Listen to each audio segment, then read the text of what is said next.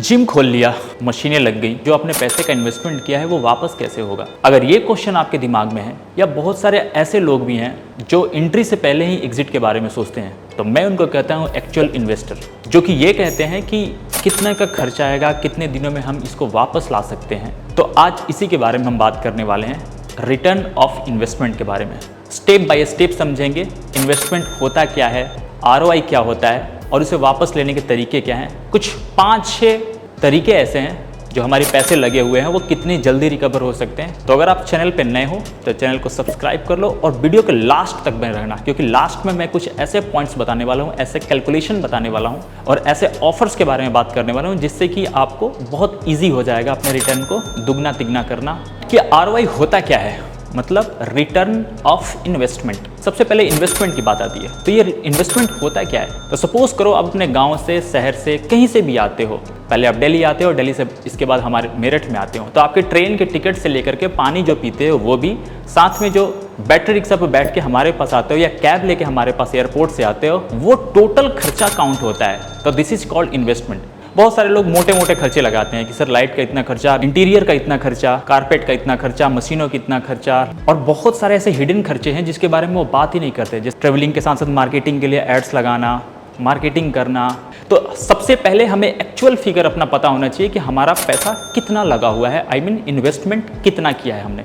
अब सपोज करो कि आपने 20 लाख रुपीस इन्वेस्ट कर दिया, 10 से 12 लाख रुपए आपने कर दिए इक्विपमेंट्स पे खर्चे, 2 से 3 लाख आपने इंटीरियर पे कर दिया, इसके साथ छोटे छोटे और खर्चे, और टोटल आपने ओवरऑल 20 लाख रुपए का खर्चा कर दिया। अब ROI, रिटर्न ऑफ इन्वेस्टमेंट आएगा कैसे, एक एक करके हर चीज के बारे में समझेंगे। नंबर 1, मेंबर्स की प्लानिंग होनी चाहिए आपके पास। अब सपोज करो कि आप ऐसे जगह पे जिम खोला है आपने जहाँ पे आपके पास 200 या 250 बच्चे आ सकते हैं, और उनका फी स्ट्रक्चर अगर आपने 1000 रुपये रखा हुआ है, तो सपोज करो कि आपका 2 लाख रुपीस का एक मंथली रेवेन्यू जनरेट कर लिया।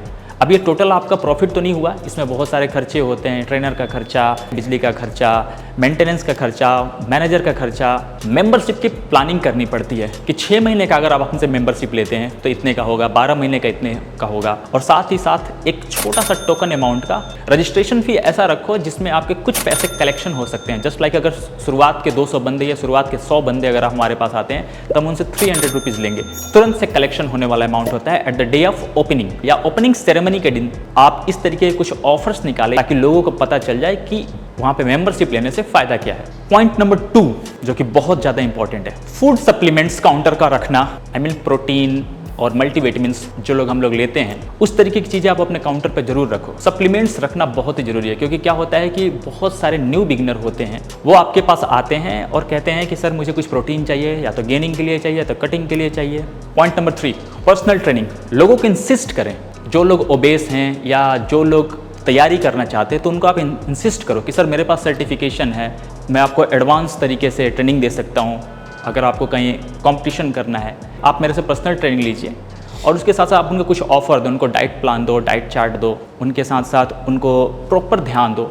हमेशा इस चीज़ के लिए इन लोगों को इनकरेज करें कि वो आपसे पर्सनल ट्रेनिंग जरूर लें। पॉइंट नंबर 4, सोशल मीडिया में मार्केटिंग करना बहुत ही ज़्यादा इंपॉर्टेंट है। तो इंस्टाग्राम पे होना चाहिए, फेसबुक का होना चाहिए, यूट्यूब का पेज होना चाहिए, जहाँ पे लोगों से आप जुड़ सको, एक ग्रुप क्रिएट हो सके। आपने अगर 30 डेज़ का या 40 डेज़ का कोई चैलेंज लिया है किसी एक क्लाइंट के लिए, तो वहाँ पे जाके दिखा सको, आप उन्हें एडवांस तरीके से अपने जिम को एक्सपोजर कर सकते हो। हमारे यहाँ मशीनें ये भी हैं, ये भी हैं, एक्सरसाइज करने का आप तरीका बता सकते हो, तो ताकि लोग आपसे जुड़े रहें। Point number 5, retention rate. अब आप इस चीज़ पे कभी भी ध्यान ना दो कि वन टाइम बिजनेस आपको करना है। जैसे हम लोग भी अपने बिजनेस के साथ यही करते हैं कि आपको सेल्स करने के बाद सर्विस देते हैं, तो इससे रिटेंशन रेट हमारा अच्छा होता है। चाहे आप 1 मशीन हमसे लो या 2 मशीन हमसे लो, क्योंकि एक क्लाइंट को लाने के लिए आपको मार्केटिंग में कुछ खर्चा करना पड़ता है, दोबारा एक नए क्लाइंट को लाने के लिए उतना ही पैसा खर्चा करना पड़ता है। लेकिन एक क्लाइंट अगर जुड़ा रहेगा आपसे लॉन्ग टर्म में, और वो कब जुड़ा रहेगा, जब आप उसे अच्छी सर्विस दोगे। क्लाइंट लूज नहीं होने चाहिए, नए क्लाइंट न जुड़ें एक बार को, दैट्स ओके विथ यू।